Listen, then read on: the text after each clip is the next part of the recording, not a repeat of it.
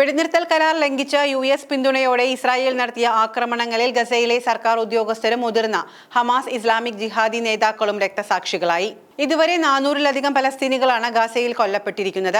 ഗാസയിലെ സർക്കാരിന്റെ follow up committee മേധാവിയും ഹമാസ് രാഷ്ട്രീയകാര്യ സമിതി അംഗവുമായ ഇസ്ലാം അൽ ദാലിസ്, നീതിന്യായ വകുപ്പ് അണ്ടർ സെക്രട്ടറി അഹമ്മദ് അൽ ഹത്ത, ആഭ്യന്തര വകുപ്പ് under secretary commander major general Muhammad Abu Wadfa, ആഭ്യന്തര സുരക്ഷാ സർവീസ് ഡയറക്ടർ ജനറൽ മേജർ ബഹ്താജ് Abu Sultan, Palestinian Islamic Jihad വക്താവ് അബു ഹംസ തുടങ്ങിയ വക്താക്കളാണ് രക്തസാക്ഷികളായിരിക്കുന്നതെന്ന് ഗസയിലെ ഗവൺമെന്റ് മീഡിയ ഓഫീസ് അറിയിച്ചു. ഇസ്രായേലി അധിനിവേശ സേനയുടെ യുദ്ധവിമാനങ്ങൾ അവരുടെ വീടുകൾക്ക് നേരെ ആക്രമണം നടത്തുകയായിരുന്നു. ഇവരുടെ കുടുംബാംഗങ്ങളും രക്തസാക്ഷികളായവരിലുണ്ട്.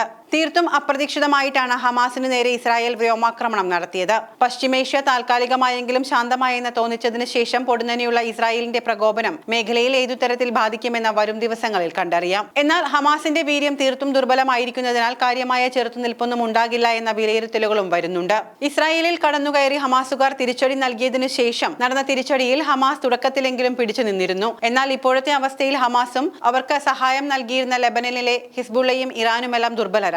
അതുകൊണ്ട് തന്നെ സംഘർഷം മറ്റൊരു തലത്തിലേക്ക് വളരില്ല എന്നാണ് വിദഗ്ധരുടെ വിലയിരുത്തൽ. ജോ ബൈഡൻ ഭരണകൂടത്തെ അപേക്ഷിച്ച് ഇസ്രായേലിനോട് പരിധിയില്ലാത്ത വാത്സല്യമാണ് ഡൊണാൾഡ് ട്രംപിന്. ഇപ്പോഴത്തെ ആക്രമണത്തിന് ട്രംപിന്റെ തുടർച്ചയായ ആഹ്വാനങ്ങളും പ്രേരകമായിട്ടുണ്ട്. ബാക്കിയുള്ള ബന്ദികളുടെ കാര്യത്തിൽ ഹമാസിൽ നിന്നും അനുകൂല നടപടി ഉണ്ടാകാത്തത് US-നെ പ്രകോപിപ്പിച്ചിരുന്നു. US നിർദ്ദേശം ഹമാസ് നിരസിച്ചതിനെ തുടർന്നാണ് ഗാസയിൽ വ്യോമാക്രമണം നടത്തിയതെന്ന് ഇസ്രായേൽ പ്രധാനമന്ത്രി ബെഞ്ചമിൻ നെതന്യാഹുവിന്റെ ഓഫീസ് അറിയിച്ചു.